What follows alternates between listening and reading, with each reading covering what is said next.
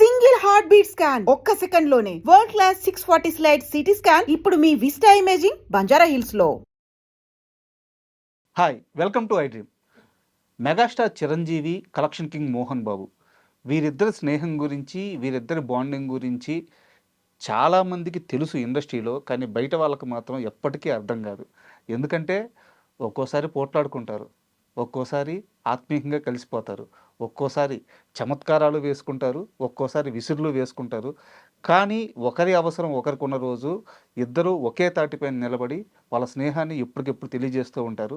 అసలు మోహన్ బాబు, చిరంజీవి గారు వారిద్దరి అనుబంధం ఎలా ఉండేది అండ్ వాళ్ళు ఎలా కష్టపడ్డారు, ఇవన్నీ మనకి తెలియజేయడానికి వారితో కలిసి పనిచేసిన రైటర్ అండ్ డైరెక్టర్ కనగల జయకుమార్ గారు ఈరోజు మనతో స్టూడియోలో ఉన్నారు. ఆయన అడిగి వీరిద్దరి స్నేహం గురించి తెలుసుకుందాం. హాయ్ సార్, నమస్తే. నమస్తే. సార్, బయట చాలామంది జనాలకి ఎన్నో సంవత్సరాలుగా ఒక ప్రశ్న ఉంది సార్. చిరంజీవి, మోహన్ బాబు మిత్రుల, శత్రువుల?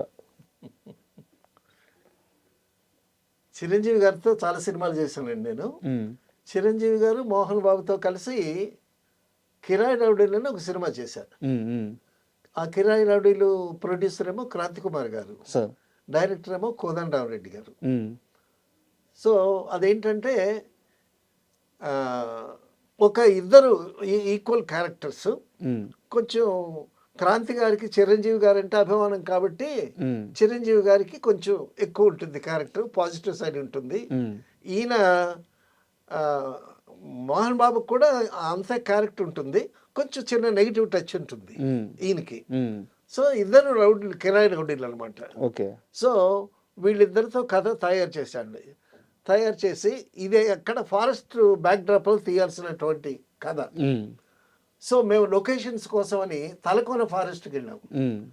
తలకోన ఫారెస్ట్కి వెళ్ళి అక్కడ ఫారెస్ట్లో లొకేషన్స్ చూసాము. లొకేషన్స్ చూస్తూ ఒక చెట్టు కింద ఆకులన్నీ దట్టంగా పడి ఉన్నాయి. మేము ఇలాగ నడుస్తూ ఉన్నాము. ముందేమో కెమెరామెన్ వెళ్ళాడు, వెంకట్ కెమెరామెన్, తర్వాత క్రాంతి కుమార్ గారు వెళ్ళాడు, తర్వాత కోదండరామరెడ్డి వెళ్ళాడు. నేను వెళ్ళబోతున్నసరికి ఆగు ఆగు అని అన్నాడు కోదండరామరెడ్డి గారు. ఆగి చూస్తే అక్కడ కొండ చిలువ ఎలా ఉందండి. అబ్బో, ఆకులు పరిచేసి ఉన్నాయి దాని మీద కాలేసి దాటాడు కోదండరామరెడ్డి గారు. కొండ చిలువ ఇంతలా ఉంది అది. దాని మీద దట్టంగా ఎండుటాకులు పడి ఉన్నాయన్నమాట. ఆ కాలు మెత్తగా ఉండేసరికి ఏంటో అని అనుకున్నాడు. అది దేన్నో తినేసింది, కదలలేకుండా అలా పడింది అనమాట. అది తినకుండా ఉంటే మీరు అసలు ఊహిస్తేనే లొకేషన్. అప్పుడు తలకోన ఫారెస్ట్లో షూటింగ్ చేసిన వాళ్ళం మేము. ఫస్ట్ ఫిల్మో సెకండ్ ఫిల్మో అక్కడ షూటింగ్ ఎక్కువ జరిగేది కాదు. సో ఆ లొకేషన్స్కి వెళ్ళామన్నమాట. సో ఆ లొకేషన్స్ అయిపోయిన తర్వాత అక్కడ నెరబైల్ అని ఒక ఊరుంది. ఆ నెరబైలు అక్కడ ట్రైబల్స్ వాళ్ళందరూ వచ్చి అక్కడ ఏదో కొనుక్కుని వెళ్తారు. అక్కడ ఆ ఊర్లో టెలిఫోన్ సత్యనారాయణ అని ఒక ఆయన మెడ్రాస్లో పనిచేస్తున్నాడు, టెలిఫోన్ డిపార్ట్మెంట్లో. అతను ఆర్టిస్టు, ఎర్రగా బాగుంటాడు అతను. అతను ఏంటంటే మాకు షూటింగ్కి వాళ్ళ ఊర్లో ఇల్లు 60 ఇల్లు ఖాళీ చేయించి మాకు ఇచ్చాడు. అక్కడ ఫారెస్ట్లో ఏం గెస్ట్ హౌస్లు ఏం లేవు. సో ఆ ఇళ్ళలో ఉండి మేము షూటింగ్ చేసాం అనమాట. అక్కడ మాకు ఫుడ్ ఏంటి, నాన్ వెజ్, రోజు ఒక దుప్పిని కొట్టుకొచ్చేవాళ్ళు. అదే తర్వాత మా వంట వాళ్ళంతా వెళ్ళామనుకోండి, చాలా గమ్మత్తుగా ఉండేది అక్కడ. ఏంటి, ఒక ఇంట్లో, ఒక పెద్ద ఇంట్లోనేమో టెక్నీషియన్స్, తర్వాత చిరంజీవి గారికి, క్రాంతి కుమార్ గారికి, రాధికి కలిపి ఒక ఇల్లు, ఒక మిద్దె మీద అనమాట. అలాగే పాపం మా కోసం ఇల్లు ఖాళీ చేశారు వాళ్ళు. టెలిఫోన్స్ వచ్చిన లోకల్ మ్యాన్ కదా కాబట్టి ఆ విధంగా అరేంజ్ చేశాడు ఆయన ఏంటంటే ఆర్టిస్టు. సో టెలిఫోన్స్ కనెక్షన్స్ ఇప్పిస్తూ ఉంటాడు ఆయన. అప్పుడు సెల్ ఫోన్స్ లేవు కదా, ల్యాండ్ ఫోన్స్ కనెక్షన్స్ ఇప్పిస్తూ ఉంటాడు. తర్వాత వేషాలు కూడా వేస్తారనమాట. ఇందులో కూడా వేషం వేశాడు ఆయన, టెలిఫోన్ సత్యనారాయణ. సో మేము షూటింగ్కి వెళ్ళాము, క్యాంప్ చేసామండి. అక్కడ అదే ఫారెస్ట్కి వెళ్ళడానికి ఒక చిన్న ఊరు ఉంది అనుకున్నా కదా, ఆ ఊరు దగ్గర మా కారు నడుతూ ఉంటే అక్కడ జనాలంతా షూటింగ్కి వచ్చారని చూడటానికి వచ్చేవాళ్ళు, గుంపంతా వచ్చేవాళ్ళు అనమాట. మేము కోదండరాం రెడ్డి గారు, కెమెరామను, నేను, మేమంతా కలిసి ముందు కారు వెళ్ళిందండి. కారు వెళ్ళేసరికి అక్కడ ఆడవాళ్ళందరూ గుంపు కూడాను అనమాట. సినిమా యాక్టర్లు వస్తారు, చిరంజీవి వస్తారు, మోహన్ బాబు వస్తాడు, అది ఇదని. మేము అక్కడ ఆపి సిగరెట్లు కొనుక్కునేవాడు సిగరెట్లు, ఇంకేదైనా ఆగామన్నమాట. ఆగితే ఆడవాళ్ళు ఇలాగా వచ్చి చూస్తున్నారు. మేము దిగేసరికి మా కార్లో మోహన్ బాబు లేడు, చిరంజీవి లేడు, అంతా టెక్నీషియన్స్ మేము. అందులో ఒక ఆవిడ అంది, ఓసే సాంకేతిక నిపుణులే అంది. అంటే సినిమా పుస్తకాల్లో సాంకేతిక నిపుణులు అని ఉంటారు కదా, అది గురించి సాంకేతిక నిపుణులే స్టార్స్ కాదు. నవ్వుకున్నాం. తర్వాత వెళ్ళి షూటింగ్ ఒక 2 రోజులు షూట్ చేసామండి. అక్కడి నుంచి వర్షం. ఏంటి 4 రోజులు వర్షం, నో షూటింగ్. వంట వాళ్ళని తీసుకెళ్ళాం కదా మేము. తర్వాత ట్రైబల్స్లో కొంతమంది వచ్చారు మాకు. వాళ్ళు ఏంటి, రోజుకు ఒక దుప్పిని కొట్టి తీసుకురావటం, అది వండి పెట్టడం, తింటాం, కబుర్లు చెప్పుకున్నాడు, కబుర్లు, ప్యాకెట్ ఆడేవాళ్ళు ప్యాకెట్. నేనేమో సరదా పాటలు పాడుకుంటూ ఉండేవాడిని. క్రాంతి గారు, చిరంజీవి గారు, రాధిక వాళ్ళు ఒక మిద్దె మీద ఉన్నారు, ఒక హౌస్. ఒకసారి క్రాంతి గారు కబురు పెట్టాడు. కబురు పెడితే వెళ్ళా. ఏం చేస్తున్నావు అన్న? ఏదైనా సరదా పాటలు పాడుకుంటున్నానండి. పాడేది ఇక్కడ పాడొచ్చు కదా అని అన్నాడు క్రాంతి గారు. అప్పుడేమో నేను ఒక పద్యం పాడాను. చిరంజీవి గారు బోర్లా పడుకుని ఉన్నారు, క్రాంతి గారు ఇటు పక్క కూర్చున్నారు, ఇటు పక్కేమో రాధిక కూర్చుంటే ఆ పుష్ప విలాపంలో పద్యం చదువు అని అన్నాడు క్రాంతి గారు. పుష్ప విలాపంలో పద్యం చదివా. మా వెలలేని ముగ్ధ సుకుమార సుగంధ మరంద మాధురి జీవితమెల్ల నీకై చజించి కృషించి నశించిపోయి మా యవనమల్ల కొలగొని ఆపై చీపురు తోడ చిమ్మి మమ్మావల పారబోతురు గదా, నరజాతికి నీతి ఉన్నదా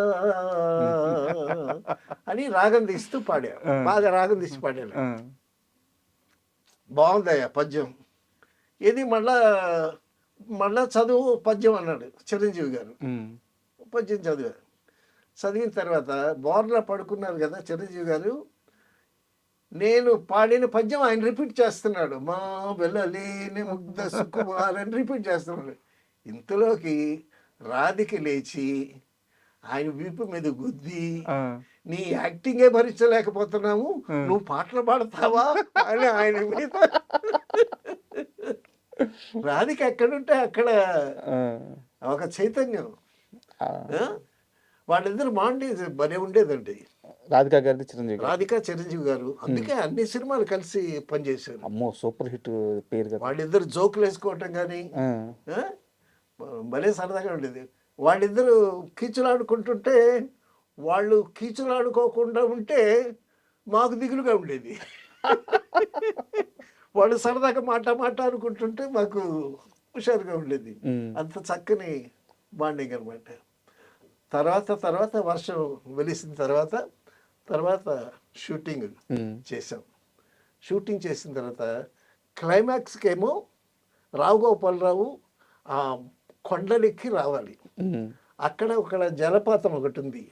ఆ జలం ఎక్కడి నుంచి వస్తుందో తెలీదు. ఆ బండల మీద పడి బండలన్నీ నున్నగా ఉన్నాయండి.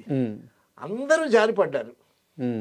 రావు గోపాలరావు, అయ్యా మీకు ఒక దండం, మీ ఓపిక ఒక దండం, నేను రాలేను అక్కడికి, మీరు చేయాల్సిన సీన్లేమో ఇక్కడ చేయండి అయ్యా బాబు అని కొంచెం ప్లెయిన్గా ఉండే చోట చేశానమాట. ఆ విధంగా చాలా కష్టాలు పడి చేసాము ఆ సినిమా. మొత్తానికి కిరాయి రౌడీలు. వాళ్ళిద్దరూ పోటాపోటీగా ఎలా ఉండేది, చిరంజీవి గారిది మోహన్ బాబు గారిది? అదే వస్తున్నాను. అందులో ఒక సీన్లో ఏంటంటే రాధికని మోహన్ బాబు రేప్ అటెంప్ట్ చేస్తాడు. ఓకే. ఒక చెట్టు, ఆ చెట్టు దగ్గర రాధిక గారు ఉంటారు.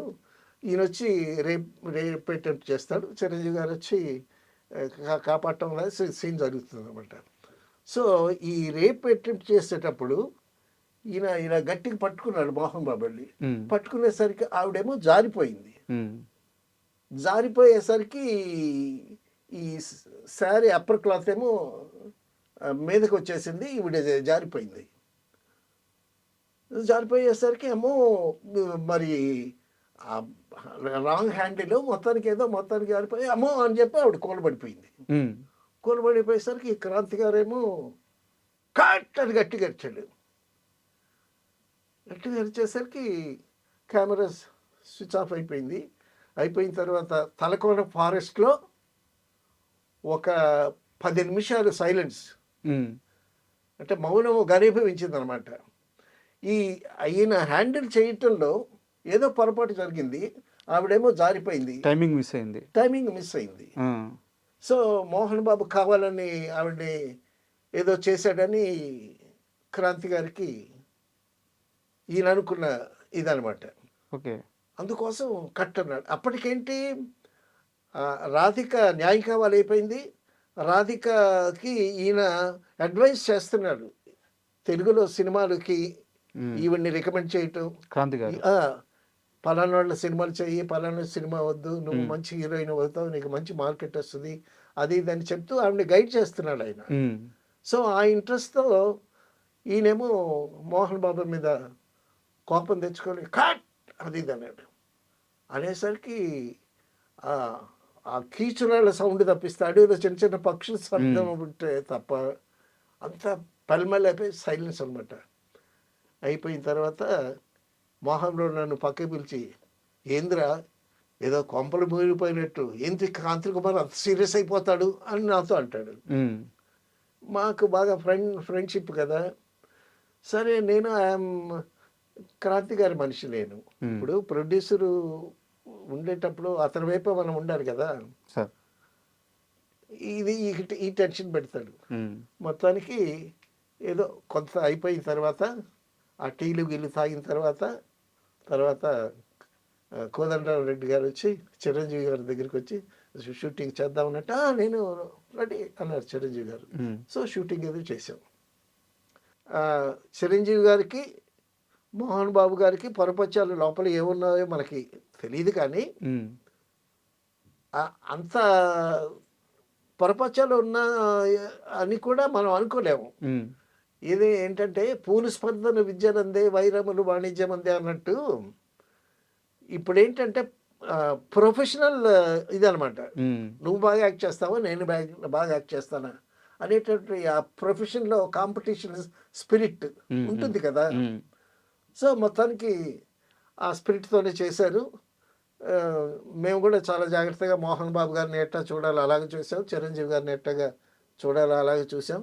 అయితే చిరంజీవి అంటే క్రాంతి గారికి ఒక ఇంట్రెస్ట్, ఎందుకంటే ఆయనే ఇంట్రడ్యూస్ చేశారు కదా. ప్రాణం ఖరీదులో చిరంజీవి గారిని పెట్టి, ప్రాణం ఖరీదు కదా ఫస్ట్ రిలీజ్ అయినటువంటి సినిమా, డెఫినెట్గా ఆ ఇంట్రెస్ట్ ఉంటుంది. సో మొత్తానికి సినిమా ఫినిష్ చేశారండి. సినిమా ఫినిష్ చేసిన తర్వాత ఇంకా ఎడిటింగ్, పోస్ట్ ప్రొడక్షన్ అంతా జరుగుతుంది. సో అంతా అయిపోయింది. ఆర్ఆర్ కూడా అయిపోయింది. ఆర్ఆర్ ఇంకా అయిపోయింది. తర్వాత టైటిల్స్ యాడ్ చేయాలి. ఓకే, టైటిల్స్ మీద బీజేఎంసీ యాడ్ చేయాలి. టైటిల్స్ రాయాల్సినటువంటి స్టేజ్ వచ్చేసింది. వచ్చిన తర్వాత నేను ఒకసారి క్రాంతి గారి ఆఫీస్కి వెళ్ళేసరికి, ఏంటి అన్నిసార్లు ఫోన్ చేశాడు అని అన్నాడు. ఎవరు సార్ అన్న? మీ ఫ్రెండ్ మోహన్ బాబు అని అన్నాడు. అంటే నాకు తెలియదండి అన్న. ఏంటో వెళ్ళే కనుక్కో అని అన్నాడు. అంటే మోహన్ బాబు గారి ఇంటికి వెళ్ళాను. వెళ్తే రాలే కూర్చో అని అన్నాడు. టైటిల్స్ రాసావని అన్నాడు. టైటిల్స్ ఇంకా రాలేదండి, రాస్తాం. చిరంజీవి కన్నా నేను సీనియర్, నా పేరు ముందు వేయాలి, నా పేరు ముందు వేసిన తర్వాత చిరంజీవి పేరు వేయాలి అని అన్నాడు. సో అలాగే చెప్తానండి క్రాంతి గారితో. క్రాంతి గారితో చెప్పడం ఏంటి, టైటిల్స్ రాసేది ఎవడు? నువ్వే కదా, కోడైరెక్టర్గా నువ్వు అప్పుడు అసోసియేట్ అనేవాడు, నువ్వే కదా అసోసియేట్, నువ్వే కదా టైటిల్స్ రాసేది. నేనే రాస్తాను కాబట్టి నువ్వే రాయి, నా పేరు ముందు రాయి, తర్వాత చిరంజీవి పేరు రాయి అని అన్నాడు. సరే మరి ప్రొడ్యూసర్ గారితో చెప్పాలి కదండి అని చెప్పి నా పేరు ముందు రాయి అని అన్నాడు. సరే అని వచ్చా. ఏంటంటే ఎందుకు పిలిచాడు నిన్ను అంటున్నాడు ఈయన. సో విషయం చెప్పారు. ఏంటి డబ్బులు ఖర్చు పెట్టి సినిమా అంతా తీసి వాడి ఇష్టం వచ్చినట్టు టైటిల్స్ రాస్తాము మేము అంటాడు ఈయన క్రాంతి గారు. ఆయనకి కోపం ఎక్కువే. ఆయనకి కోపము బీపీ ఎప్పుడు కళ్ళు ఎర్రగా చింతనిప్పులా ఉంటాయి. చిరంజీవి గారికి కూడా క్రాంతి కుమార్ గారిని కలవటానికి వస్తే నెమ్మదిగా మా దగ్గరికి వచ్చి, క్రాంతి గారు ఉన్నారా, మూడు బాగానే ఉందా ఓకే. అంటే చిరంజీవి గారిని చాలా ప్రేమగా అభిమానంగా చూసేవాడు క్రాంతి కుమార్, నో డౌట్. సరే ఏంటంటే లేదండి ఇలాగ తన పేరు నేను సీనియర్ని చిరంజీవి కన్నా, నా పేరు ముందు వేయాలి అని అన్నాడు. నువ్వేం చెప్పావు? నేనేం చెప్తానండి, ఆ విషయం మీతో చెప్తానని చెప్పాను నేను. అయితే రాస్తావా టైటిల్స్? అదే మరి మీరు ఎలా రాయమంటారో ఏంటో అని అంటారు. వాడి పేరు ముందే ఎలా నేనేం మాట్లాడలా. సరే రేపు ఆలోచిద్దాంలే టైటిల్స్, మిగతా టైటిల్స్ రాసి వాళ్ళిద్దరి పేర్లు వదిలేసి మిగతా టైటిల్స్ రాసి అని అన్నాడు ఆయన. అనేసరికి ఆ రోజు రాసేసి ఆ నెక్స్ట్ డే వెళితే ఆ రాత్రంతా ఆయన 12-1 గంట వరకు నిద్రపోకుండా ఆలోచిస్తున్నాడంట. ఆఫీసులో బాయ్ చెప్పాడు మాకు. సరే వెళ్ళా. ఏం ఆలోచించావు టైటిల్స్ అని అన్నాడు. మీరు ఎలా చెప్తారో మీరేం చెప్తారో అని అన్నాడు. అంటే వాడి పేరే ముందే, మోహన్ బాబు పేరే ముందే వేయాలా అని అన్నాడు. మరి సీనియర్ కదండి, అతని పేరు ముందు వేయాలని ఎవరికన్నా ఉంటుంది కదండి అని అన్నా. సరే వాడి పేరు ముందు రాసేయాలి అన్నాడు. మరి చిరంజీవి గారి పేరు అని అన్నా. అప్పుడు క్రాంతి గారు చెప్పారనమాట, టైటిల్స్ అన్నీ రాసేసిన తర్వాత లాస్ట్ కార్డు చిరంజీవి వేద్దాం, అబవ్ ఆల్ అవర్ చిరంజీవి అని వేద్దాం అన్నాడు. చాలా బాగుంది సార్ ఇది అని అన్నాడు. అలాగే వేసాం. అంటే ఇక్కడ కాంత్ కుమార్ గారికి చిరంజీవి గారు అంటే ఇష్టం, ఓకే బాగానే ఉంది. మోహన్ బాబు గారి మీద ఏమన్నా ఒక నెగిటివ్ అభిప్రాయం ఉందా? అంటే మోహన్ బాబు గారు కాస్త దురుసుగా స్పీడ్గా ఉంటారు కదా ఆయన. ఏమి దాచుకోడు, గబుక్కున ముఖం మీద అనేస్తుంటాడు ఆయన. దాని రిప్రికషన్స్ ఎలా ఉంటాయి అని ఆలోచించరు ఆయన. తర్వాత అండి మోహన్ బాబు గారిలో నాకు నచ్చిన గుణం ఏంటంటే, by hook are cook I must become a hero అనేది ఒక సంకల్ప బలం అంటావే, అది మొదటి నుంచి అది ఉంది అతనిలో. అదే అతన్ని హెల్ప్ చేసింది. మోహన్ బాబు మైనస్ ఆ కోపం అయితే ఇక జీరో. మోహన్ బాబుకి ఆ దురుసుతనము, ఆ స్పీడే అది హెల్ప్ చేసింది. చాలామంది మోహన్ బాబుతో పెట్టుకోవటం అనవసరం అని చెప్పి తప్పుకుంటారు. బట్ నిజంగా ఆయన ఎదిగిన తీరు, ఆ మొండి ధైర్యం లేకపోతే, అవునవును ఆ కోపం ఆ మొండి ధైర్యం లేకపోతే ఇండస్ట్రీలో ఆయన నిలదొక్కడం కష్టమయ్యేది. కష్టమండి. తర్వాత ఒకసారి సత్యనారాయణ గారితో యాక్ట్ చేస్తుంటే మోహన్ బాబు సత్యనారాయణ గారు ఎడం చేయి ఇట్లా విసిరి యాక్ట్ చేస్తూ ఉంటాడు. యాక్ట్ చేస్తుంటే సడన్గా చేయబట్టుకున్నాడు మోహన్ బాబు చేయబట్టుకుని, ఇప్పుడు యాక్ట్ చేయి. ఆయనకి చెయ్యి మోపకపోతే డైలాగ్ రాదు. ఇప్పుడు యాక్ట్ చేయి అని అన్నాడు. ఆయన యాక్ట్ చేయలేదు. ఎవడయ్యా నీకు బిరుదు ఇచ్చింది? ఏం బిరుదు నీకు ఇచ్చింది? నవరస నటనా సార్వభౌమ. ఎవడయ్యా నీకు ఆ బిరుదు ఇచ్చింది? నవరస నటనా సార్వభౌమ కాదు, నవనస సార్వభౌమ. తమాషాగా. సో గబుక్కన ఇప్పుడు సర్రమని వెహికల్ వస్తూ ఉంటే అడ్డం ఎవడెళ్తాడు? సో అందరూ అలాగా తప్పు. నేను స్వయంగా చూసా. దాసనారాయణ గారి బర్త్డేకి అందరూ వచ్చారు.